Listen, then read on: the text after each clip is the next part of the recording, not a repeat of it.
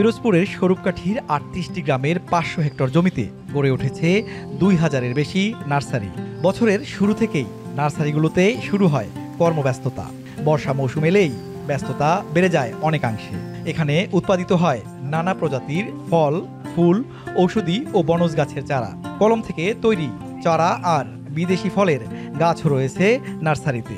এই নার্সারিগুলো থেকেই দেশের চারা গাছের চাহিদার বড় একটি অংশ পূরণ হয়।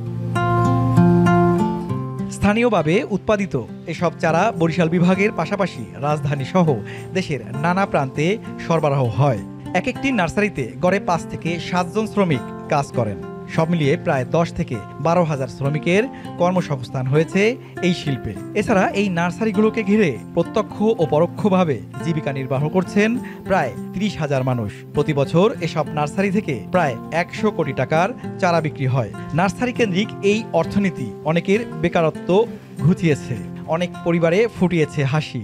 ঔষধি গাছ, বনজ গাছ সব উৎপাদন হয় এবং বিক্রি হয়। বিভিন্ন জেলা থেকে কাস্টমার আসে, পাইকার আসে, তাদের কাছে বিক্রি করি। বর্ষাকালে এই চারা গাছের কাজটা একটু বেশি থাকে, কারণ এগুলো বেচা কিনাও বাড়ে। এই নার্সারি থেকে ৪০ থেকে ৫০ লাখ টাকা চারা বিক্রি হয়। ফুল, ফল, কাঠচারা, বিভিন্ন ইত্যাদি, নারকেল, সুপারি সব ইত্যাদি নিয়ে আমাদের বিক্রি করি। ভালো ভালো নার্সারি আছে, নার্সারিতে ভালো মানের চারা পাওয়া যায়, সেই চারা নিয়ে আমরা দূরে দূরে নিয়ে বিক্রি করি। উপজেলা কৃষি কর্মকর্তা বলেন, এই খাতকে আরও এগিয়ে নিতে নার্সারিগুলো নিয়মিত পরিদর্শনের পাশাপাশি উদ্যোক্তাদের প্রশিক্ষণ ও পরামর্শ দেওয়া হচ্ছে।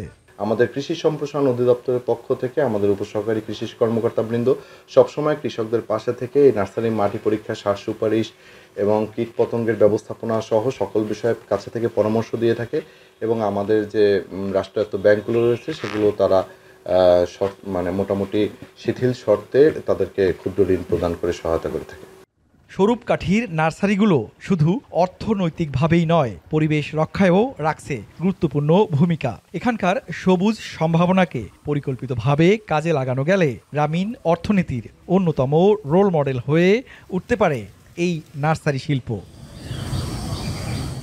আল আমিন তালুকদার, এখন ঝালকাঠি।